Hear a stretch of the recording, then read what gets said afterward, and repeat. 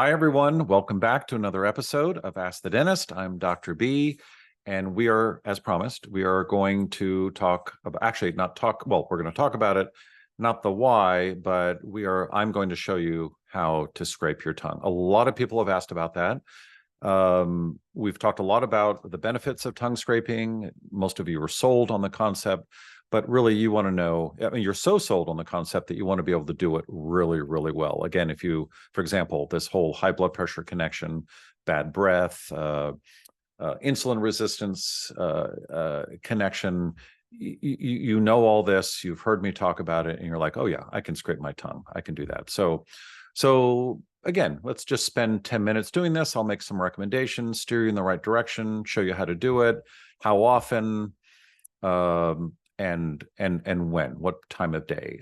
So first up is, how do you create this new habit? That's up to you. It's tough. Everyone has their best way of doing that. I think just knowing that this has huge implications to your overall health, your well-being, even your mood, taste buds, your eating foods, enjoying the taste of foods, which will allow you to be more satiated sooner so you don't overeat. There are a lot of aspects to the benefits of scraping your tongue. And again, I'm not going to repeat all of that, but that is a big motivator, isn't it? It's huge. Erectile dysfunction is another one I didn't talk about recently, at least. Another huge motivator, right? Production of nitric oxide based on the oral microbiome. These bugs on the back of your tongue can help with that as well. Blood pressure alone should be a great motivator, but you know, most of us have different priorities. Not most of us, a lot of us have different priorities. The perfect example is that we all want to be thin before we're fit. We all want white teeth before we have a healthy mouth. These are examples of how we think. So again, I hope the motivation is in place. So this is how I start a new habit. I pull off a Post-it. It's on my desk. I didn't bring it over to demonstrate. Pull off a Post-it. I do not write anything on it. I will stick it onto a surface in an area that would be an appropriate area for me to perform that habit. In this case, I would stick the Post-it on the bathroom mirror. I don't really care where you tongue scrape, but after you hear what I have to say about tongue scraping, you probably want to be near some running water and a sink, especially in the beginning. So stick the Post-it on there. If you want to stick one on the other side for your partner, you can do that as well. Great topic of discussion while you're both brushing your teeth and flossing. And that should be enough to remind you. And if you don't actually do it and you see the Post-it, but at least you know that it's something you should have done, and the reminder is there daily or 2 or 3 times daily, whenever you walk past that mirror, whenever you're brushing your teeth or putting makeup on or shaving, at least you know, oh, that's something I should be doing. And that alone is enough, because in time you will feel bad, or you will realize that too much time has gone on, and you will start this new habit. The reinforcement of this habit comes after a few days of tongue scraping. You will literally start feeling different and feeling better, tasting your food again, and your mouth will feel different. I guarantee that. That has happened in every single case. The thousands of people that I've in person talked about and demonstrated tongue scraping to, they have all come back and said, you know what, there's something going on here. I can't quite describe it. Food tastes better. You know, my partner said my breath smells better. I'm just happier. I crave different foods. I've heard that a lot, and typically those foods are better. We've become very desensitized to foods, especially the bad foods, the packaged foods, the foods that have these flavorizers added to the foods, and then we want more of it. So if we can't really have that ability to discern different flavors, then we get into this rut of craving and eating a lot of these very manufactured and not good for us food. So anyway, so who should tongue scrape? Everyone. if you have a tongue, I would recommend tongue scraping. That doesn't mean you have to do it forever or as frequently in the beginning as I'm going to recommend, but you really should tongue scrape. Who knows? I mean, if you're my age, 64, and you're just beginning to tongue scrape, you're undoing a lot of damage. You haven't had a perfect diet your whole life. I'm sorry. That just doesn't exist on this planet. And it's with the food deserts and on the go and not being able to eat well, there is some stuff that you got to scrape off, and you do have to recondition that oral microbiome on the back of the tongue. You could do some oral microbiome testing. We recommend the bristle test. All the items I'm going to talk about are on our store, and I'll put links in the show notes, so you don't need to take notes. You could test your oral microbiome, and they do have a halitosis score. That's an indirect way of knowing whether you're producing nitric oxide or not, which tells us that those bugs on the back of your tongue are doing their job. So that would be helpful. Most people that do very well on the test, like I did, and are not tongue scraping or haven't tongue scraped in recent times, will get an elevated halitosis score. That's what I'm seeing with testing. They'll do well on all the other scores: cavities, no cavities, or low incidence of cavities, no predilection to having cavities, gum disease.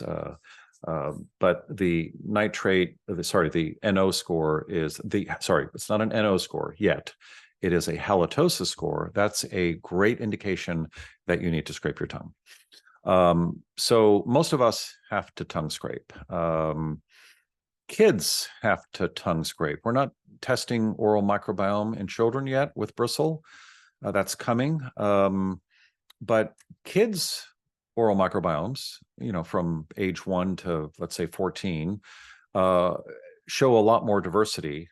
It's kind of like their oral microbiomes are trying to figure things out. They're also sampling a lot of the external environment. A lot of young kids are putting things in their mouth. They're not thinking about things that you shouldn't be putting in your mouth. They're sharing maybe toothbrushes or forks. They're drinking from their friends' water bottles, that kind of thing. So there's a lot of sharing going on.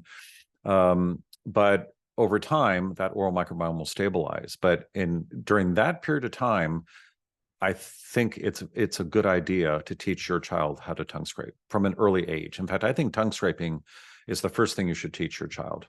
It shouldn't be brushing or flossing. Certainly not flossing. Flossing is very difficult. And if you did, it would be a floss stick, like the Slate Flosser. I'll put that in the show notes. Wonderful device. Crazy, infatuated with that game changer in flossing. I'll talk more about that again in other episodes. In fact, I'll do a demonstration on how to use that. But again, flossing is very difficult for a child. It's very difficult for adults. Brushing can be a little scary for a child, especially with an electric toothbrush. Usually the parent does that for a while.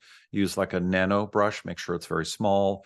But tongue scraping may be kind of cool for the kid. After you demonstrate it, certainly don't go way back in the tongue. You don't want them to get that gag reflex in the beginning. Let them explore the tongue. Just work the tip of the tongue for a child, like right there. I'll show you what we should be doing in a minute. So yeah, kids are all over the map. Their oral microbiomes, they get it from their mom, typically through vaginal birth. There are lots of new theories on that and some controversy on that. I'm not going to get into that. But certainly when it comes to who, it should be everyone, including all ages. That's my point. When? I really don't care when you scrape your tongue. It's not that important. There are many theories on when it's best to scrape your tongue. Again, I want you to form the habit first. So when you see that posted or you think of it and you scrape, it doesn't matter. Don't sweat the details. Don't worry about doing it correctly or not. If you're picking up a tongue scraper daily, you're 90% there. You're doing a good job, and you're starting the journey of good oral health, good systemic health, lowering your blood pressure, feeling better, enjoying foods, etc. But here are the optimal times. And again, this is nitpicking perhaps. Dentists will always tell you to brush and floss before you go to bed because you don't want any plaque stuck on your teeth, in your mouth. especially as your mouth dries out in the middle of the night. You know, a lot of that is true. The question is how much of a difference is it from another time that you would floss or tongue scrape? So what I like to do is I like to have a fresh start in the morning. I mouth tape, so my mouth isn't as dry as it would be if I didn't mouth tape when the mouth falls open. But actually, if you have a lot of deep sleep, a lot of REM sleep, that's typically when your saliva glands shut down and stop producing saliva. So even though you've taped your mouth shut all night, if you're slightly dry in the morning, even though you haven't peeled off the tape yet, you kind of feel that kind of sticky feeling. Again, it wouldn't be as bad. It would be much worse if you didn't mouth tape or if your mouth fell open. But there is a difference. Your mouth is a little bit drier. That means you actually got probably a pretty good night's sleep. That means you were in deep sleep. Light sleep, you wouldn't. The saliva glands kind of stay awake, and it doesn't cross over into that where the parasympathetics shut down and all that. So which lowers saliva production. Sympathetics, sorry. So what was I saying? So scrape in the morning. When you wake up, do some stretches. I do some squats. I drink some water. I want to stabilize and buffer those pHs in the mouth. It tends to be a little acidic in the morning, especially if you do have a dry mouth. Because saliva, the volume of saliva in the mouth stabilizes the pH in the mouth.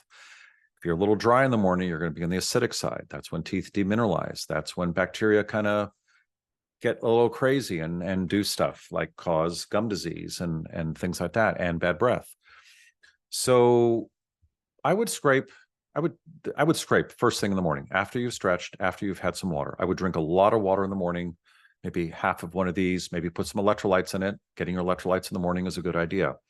And then scrape. I think it's better to scrape a wet tongue than a dry tongue. It'll be easier for you. There's more lubrication for certain tongue scrapers. This has little serrations in it. I don't know if you can see them.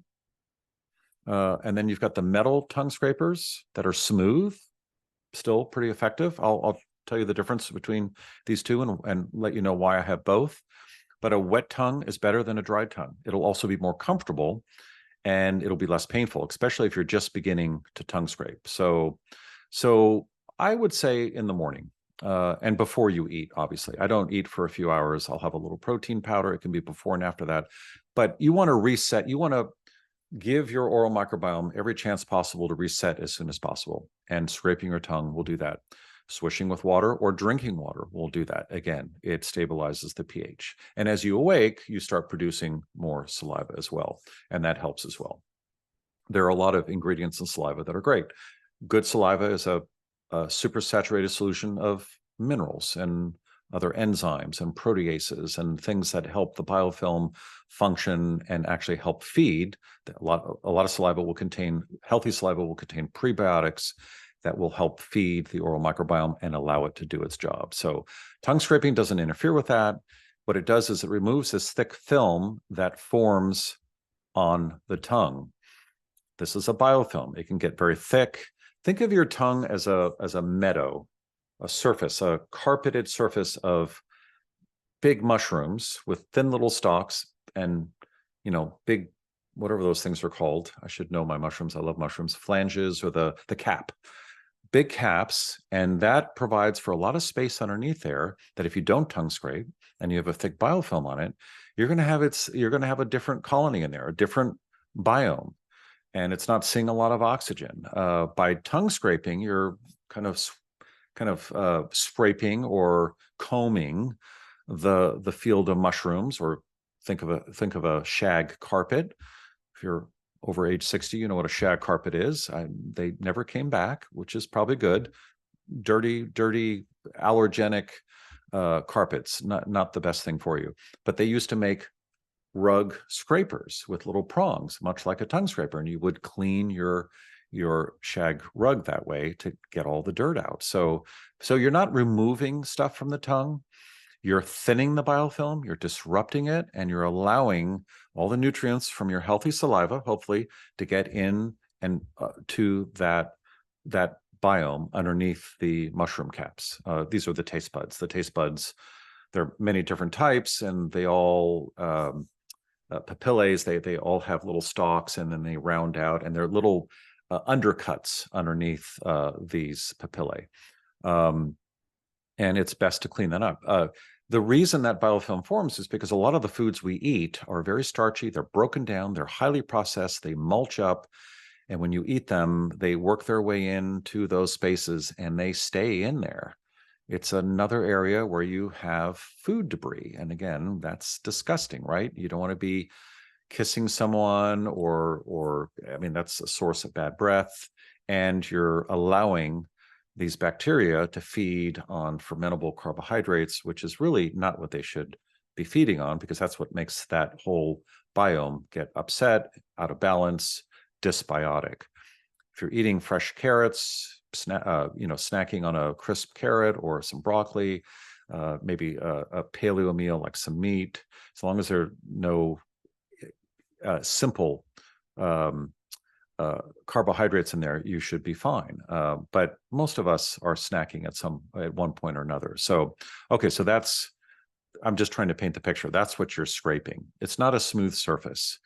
It is an area that you want to kind of disrupt and open up and get air and saliva in there, oxygen, because it's a very oxygen poor or a anaerobic kind of environment, and the bad bugs typically like the anaerobic environment. So the scraping just kind of gets it so you can get saliva in there and you can wash it out and dilute it, get all the minerals from your saliva into that area and all the other good stuff, all the other good things that are contained in saliva to help the oral microbiome do its job, and that is to produce this nitric oxide, this gas. So how often? Once a day is fine. Don't sweat this. I have, as you can imagine, spoken to many people about this, and they come back a few days later, or they text me and they're like, I did it 7 times a day and it's amazing, but my tongue is sore. And that can happen. You can abrade your tongue. If you scrape your skin enough, it's painful. You're gonna feel sore later. You may not know it while you're doing it, but you may not be able to eat certain foods for a short period of time. So you don't need to overdo it. There's no benefit to that. Over time, if you're scraping once a day, in the beginning, it may take a few minutes. After a while, it's just 1 or 2 scrapes and you're done. And I'll tell you what to look for and what determines how long you scrape for. But as far as how often, once a day is fine. Eventually, you'll be able to get away with scraping 1 to 3 times a week. And again, it depends on diet and dryness, and did you have a cold and couldn't mouth tape, or you had an allergy for a week and you were mouth breathing a lot during your waking hours, that kind of thing. Or your partner says you have bad breath. Many factors at play there. So, okay, so let's talk. We talked about the who, the when, the how often, and now the how. We're going to end with the how. Okay, so I use 2 different tongue scrapers. I like this one. It is plastic. I'm not crazy about plastic. They are very inexpensive. They last for a long time. They're easy to clean. They're great to travel with. You can put them in your pocket. They're very light. What I like about this, and I would recommend starting with this. Again, this is all in our store. Links, discounts, everything. What I like about this is the serrations. These little, I'm not sure if you can see that. Yeah. It's serrated. The top surface is flat. The bottom surface is slightly convex, so digs in a little bit more. The flat surface digs in less. You can flip it around, and then you can't see it, but if you're facing the tongue scraper this way, it says soft, and then you can flip it. So that's soft with the concave surface, convex surface. So it digs in more, but it's the soft side, and that has to do with how the little serrations are beveled. They're beveled on one side, so they're a little smoother as they dig in, and they're a little sharper on this side. And then you can flip it over, and it says regular. That's the regular setting. And then again, you have the choice of the flat surface, which digs in a little bit less. It's a little bit more comfortable. It covers more surface area than the convex surface. So pretty cool, right? Bet you it has a patent on it. Anyway, this works very well. So I would start off with the slightly convex surface, and I would go to the regular setting. Okay, that's a big jump, right? Maybe you should go soft and flat if you're a little timid and you're not sure. And the reason I say that is when you scrape your tongue for the first time, you may pull off some blood, you may produce a little bleeding. That's not a cut. It's almost like provocating your gums. If you have gingivitis, they will bleed upon provocation, just touching them. That is an inflamed tongue. That means there's inflammation on your tongue. And of course, that's a bad situation. So you can go full bore, regular with the curved end, or you can go soft with the flat end, or somewhere in between. Okay. I'm going to do regular. Actually, I'm going to go flat. I'm going to do regular flat just to cover a lot of surface area. Let's talk about gagging. I would say about 30% of you are already thinking about this and going, I can't do this. Maybe more. If you have a tongue tie, if you are not able to breathe through your nose, you are going to be a gagger. You know this by going to the dentist. You know that you're not a good patient. You're phobic because the dentist is working in your sole airway with fingers and four hands, four fingers, your assistant, rubber dams, instruments, water, and you've got water pooling up in the back of your throat. That is your sole airway. You can't breathe through your nose. That is going to make a dental visit very difficult for you. So if you're not able to breathe through your nose, you would know this by what your dentist has to tell you. If you can't mouth tape, for example, at night, you are going to be prone to gagging. So start slow. You can start at the tip of the tongue. Most of the action is on the back of the tongue, but it doesn't mean that you can't improve things by scraping the tip of your tongue. I'm not going to scrape aggressively because a lot of stuff will come off. And I'm not near my sink, but turn on the sink, some running water or not, if you want to save water. But you're going to scrape like that. And because this is white, I would prefer that it was black, because you would be able to see this creamy liquid, maybe tinged with blood in the beginning. It would be it's a very light beige color that you're able to pull off, and you'll see it on the tongue scraper. And you want to keep scraping until you no longer see that fluid. That would be ideally what you should do the first time. Now, you may not be able to do that. It may keep coming and your tongue is getting sore. And then I would wait and try it the next day and the next day. In time, it could be the first day, it could be a week later. You will scrape your tongue and you will not see that fluid. You'll see some clear fluid. You will not see blood, any sign of blood, and you will not see that beige fluid. That means you've done your job and you're doing well. You've plateaued and you should keep scraping and your biome will have a chance to recover. Now, what you ideally want to do, and again, this does it well, and the serrations are aggressive. You may want to start off with just a stainless steel smooth surface. Let's go to this. Okay. You may want to start off with this.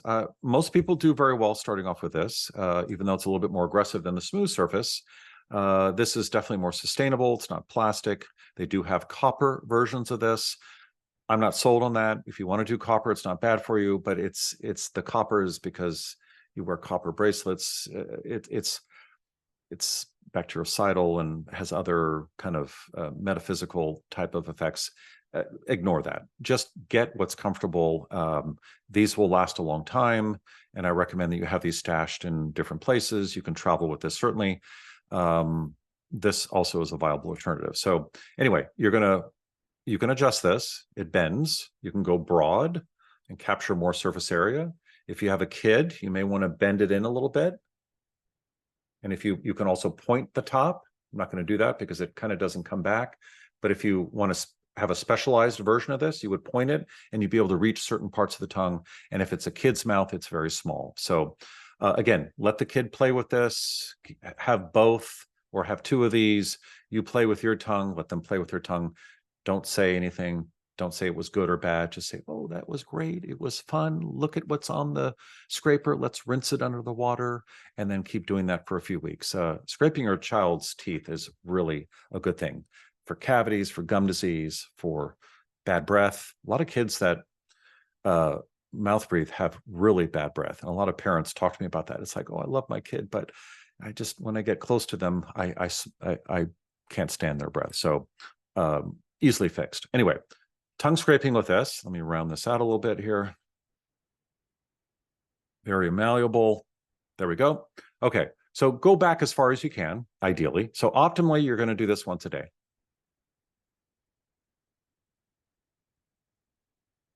And you're going to pull forward. You're going to raise your tongue, push up against the scraper. You can push down on the scraper, and you're going to rake across the tongue, and you're going to see this little build up.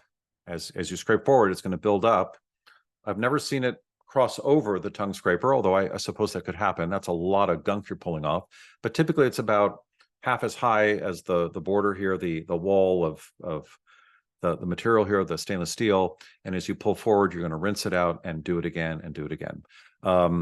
If you're sore the next day, take a day off and then scrape again. So again, as far back as you can.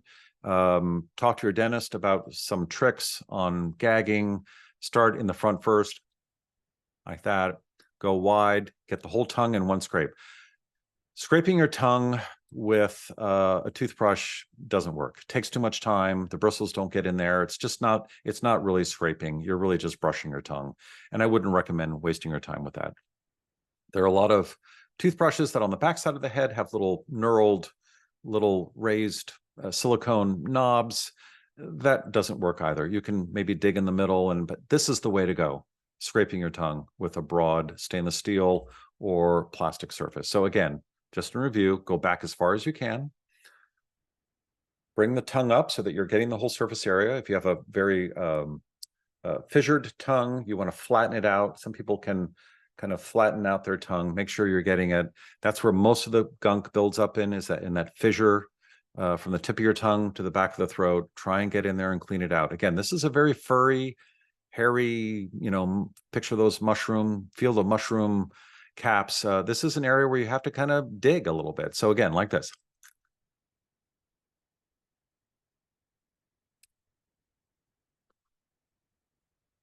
Like that.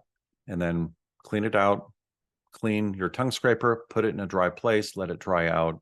And keep doing that. And again, we talked about all the benefits. If you want to follow it up with a little immune support, it's a bee propolis. I would recommend that, just a few squirts. Aim for the tongue. I'm going to talk more about this. I love this company and this product. It is oral microbiome friendly. Not only is it oral microbiome friendly, but there's a lot of research that shows that bee propolis actually promotes oral microbiome health and wellness. So that's the time to spray. Now, I didn't mention mouthwash. I didn't mention brushing and flossing. You can do that at the same time. Some people will ask, do I scrape before I floss and brush? It doesn't really matter. I always see tongue scraping as a standalone activity. And then brushing and flossing at the same time. Obviously, floss first, because whatever toothpaste you're using, if it has a good remineralizing agent like hydroxyapatite, you want it to get into all the nooks and crannies where all the cavities are likely to form. So again, tongue scrape whenever you want. It doesn't have to be tied to flossing or brushing. It can be done after or before, but I would tongue scrape in the morning and tongue scrape daily. And you'll get to a point where you'll know when you need to tongue scrape again, maybe every third day. And again, in the beginning, it may take a minute to tongue scrape properly. You could literally just do that and move on once you get up to speed. So anyway, I would love to hear for the people that are watching this on YouTube, I would love to hear your comments about tongue scraping. I'm always interested in how people see this, if it's something new to them. Some people don't believe in it. They think it's disgusting, gross. It's painful. The gag reflex is definitely an issue. Sorry about that. But over time, there are some tricks on how to address that, and sometimes you can become accustomed to it, but start slowly. If you start too quickly and go too far back and you gag each time, it's going to be more difficult to progress forward. So start slowly, and the minute you feel like you're going to gag, even if you're not gagging, just stop, move forward a little bit, and scrape that section. So you're really reconditioning yourself. But if you hit that gag reflex too often, you're just not going to scrape your tongue as often as you should. You're not going to feel like doing it, and it may take longer to get reconditioned. So, okay, I think I covered everything. Again, links on where to get all these products. They're inexpensive. You can travel with them. You know, over time, I would say 90% of patients that are new to mouth taping, and it's not always right away, it could take a while, but within weeks, they get very excited. This is kind of a new frontier for them. And then if they only knew, some will know. I mean, they've read about it, they've done the research, they've listened to me talk about it over the years, but you don't even need to know the mechanism of what is happening and how it affects your blood pressure and your overall health and well-being. But they will feel something, and they are very excited and charged about it.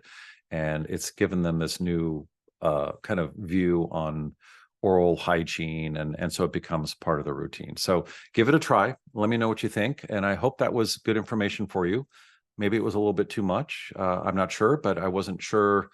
You know, based on all the questions I'm getting, people really wanted to know everything about it. Like, please show me what to do, and, you know, what should I buy? And someone actually asked, what should I do with the tongue scraper? Should I let it sit out and dry? Should I put it in the dishwasher? I got that one. Do not do that.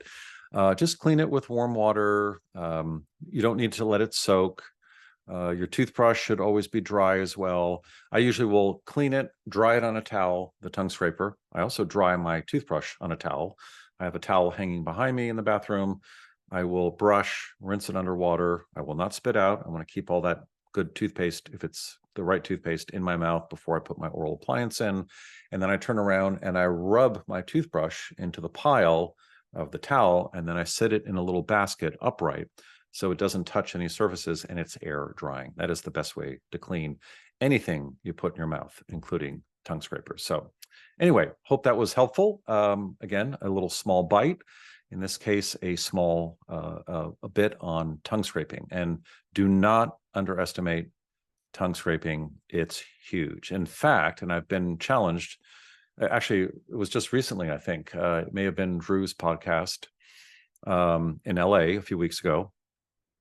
He asked me which, if you could only do one thing, and I thought about it for a while. Flossing obviously is very important. Brushing is third down the line. I kind of, you know, talked about, okay, if you have the ideal diet, which is not fair given the question I was presented with, then all you would have to do is probably tongue scrape once a week. You wouldn't even have to floss, but it would be between flossing. Just to give you an idea of how important it is, it would be between flossing and tongue scraping. Those are the two important things. So think about that. Toothbrushing, sure, but tongue scraping and flossing are very, very important. Anyway, hope that was of some help. Hope you become a lifelong tongue scraper. You will be better for it, and you will be happy that you created that habit. I'll see you in the next episode. Not sure where we're going. A lot of new topics. Definitely, I'm going to talk more about the Slate Flosser. We've got some new studies that are coming out that I'm going to present the data that came out on that. I'm going to talk more about the fluoride lawsuit against the EPA, give an update on that. There's the 2 weeks, the final 2 weeks of the lawsuit against the EPA, against the government. The DOJ is having to defend itself for putting this neurotoxin into our water supply, have been scheduled for January. And I want to give everyone some good background on what's happened in the lawsuit, where we're at, so that everyone can watch this lawsuit in early January of next year. It could set a precedent in many different ways, not just in terms of not getting fluoride out of our water, but in terms of what a citizen like the plaintiff in this case is able to do, and how they're able to do it with a simple lawsuit and enact change and get rid of toxins in our environment. Amazing stuff. So anyway, I will stop there. Otherwise, it won't be a small bite anymore. If you are looking for a dentist that can talk about this and have this discussion with you and show you how to tongue scrape and why you should tongue scrape, measure your oral microbiome, test for it. You could tongue scrape for a few weeks. I do this often. We'll oral microbiome test before we start the tongue scraping regimen. And then 6 to 8 weeks later, we'll do another oral microbiome test.